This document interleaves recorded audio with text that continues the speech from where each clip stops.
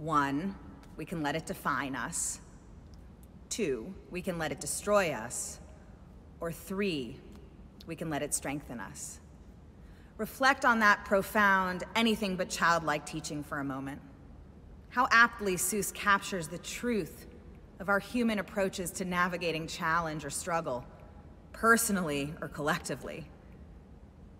Whereas our natural predilections might draw us to choice 1, to let our struggles define us, or to choice 2, to let our struggles destroy us. It is in fact the third choice that our Jewish tradition urges us to take up, no matter how daunting the presenting challenge. In fact, choice 3 is the filter through which nearly all of Jewish history and wisdom are distilled, no less the framework upon which we are taught to build our lives, and the lens through which we are to see each other and our world.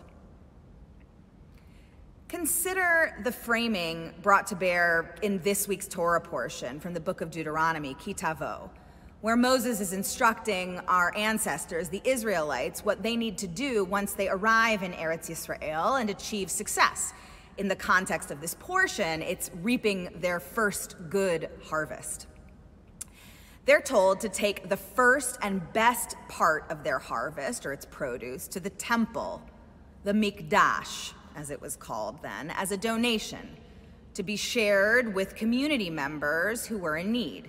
And then, upon presenting these first fruits, they were told to recount their story of struggle and challenge with the following script. It's a script you know, probably without knowing it. Arameo Vedavi, my father was a fugitive Aramean. He went down to Egypt in meager numbers and sojourned there, but there he became a great and populous nation. But the Egyptians dealt harshly with us and oppressed us. They imposed heavy labor upon us, and we cried to God, the God of our ancestors. And God heard our plea and saw our plight and misery and oppression. God freed us from Egypt by a mighty hand and outstretched arm, you know that part, and awesome power, signs, and wonders.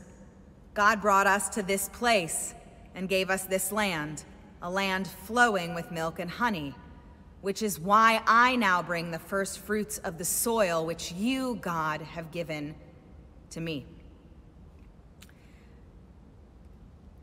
Countless foes, indeed, only beginning with Egypt, have sought to eradicate us. Truly, we have known profound suffering. It's this trope that repeats itself through so much of our Jewish history. But I want you to note 2 facts. 1, we have never let the story of that suffering bring about our end. And 2, we have never let the story of that suffering be our only story. Instead, we always choose to frame that suffering as the catalyst for our greater purpose. Because we have known profound suffering, we have also been blessed to experience miraculous redemption. And it is that which compels us to be grateful for what we have and to give back. The Jewish way is rooted in rejecting entitlement and never taking anything for granted. Because of our suffering, we don't merit more than anyone else. Instead, we are called to empathy and compelled to share with those less fortunate. Through the struggle, and never forgetting the struggle, our people have always found strength, resolve, meaning, purpose. It's rich guidance for us as Jews and, truthfully, for any human being interested in living a life of purpose and fulfillment. Because we can have all the individual rights and freedoms in the world, but true happiness can only be attained through the pursuit of a life that moves us out of ourselves, out of our own stories and desires, and toward the pursuit of understanding and betterment for others. A life that begins with my interests, my narratives, my struggles, and only remains there, that's a flat one. It's devoid of growth and impact. But a life that moves from me to we, from you to us, that is a life that is full, that is fulfilled with its highest meaning and purpose. And the path we take ultimately boils down to the choice we make of how to respond when faced with a reality that we would never otherwise choose for ourselves. Will we let it define us? Will we let it destroy us? Or will we let it strengthen us? I'll share something personal with you as one of your rabbis. I have wrestled deeply with the challenging reality we have faced as a congregation. I can't imagine this is unique. I think it's probably true at every congregation. As a result of the impacts of this COVID-19 pandemic and the choices we've had to make here. I have encountered, in truth, many difficult times throughout the years here at NSCI, but all of them pale in comparison to what we have faced in the last nearly 6 months now. In particular, the decision to have our High Holy Days online instead of in person, although it was the right and truthfully only decision to make. I don't know how else to say this to you. It broke my heart. It still breaks my heart. But I have found strength and resolve in this notion of the choices we can make when faced with challenge. And in this case, I and all of us here at NSCI have chosen and remain deeply committed to the third choice. We will not let this define us, nor will we let it destroy us.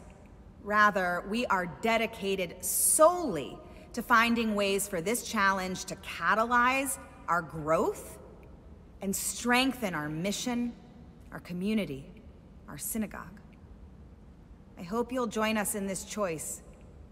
We need you now more than ever to ensure the actualization of this in what feels like an utterly unprecedented challenge.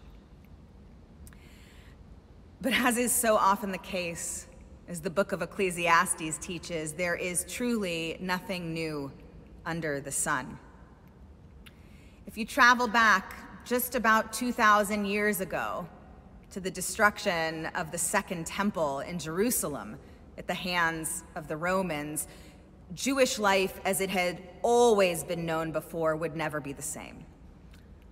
Without access to the singular, anchoring sanctuary, our ancestors feared that Judaism and the Jewish people had finally met their end.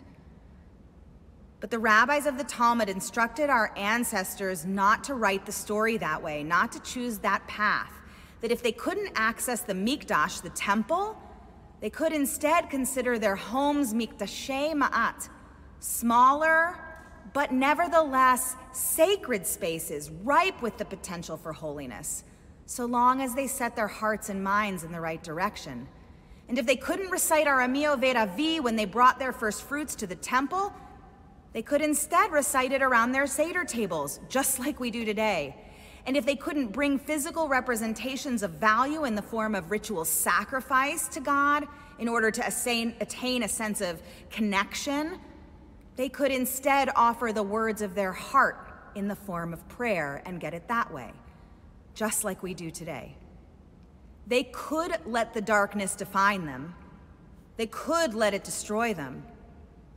Or they could let it strengthen them. And that's exactly what they did. And in the process, they birthed an even more vibrant and dynamic Judaism that had ever been known before. We are the descendants of that legacy. As we navigate these challenging days, I pray our choices will guide us towards strengthening ourselves, each other, and our world. Because the promise of a new and better day is always beckoning on the horizon.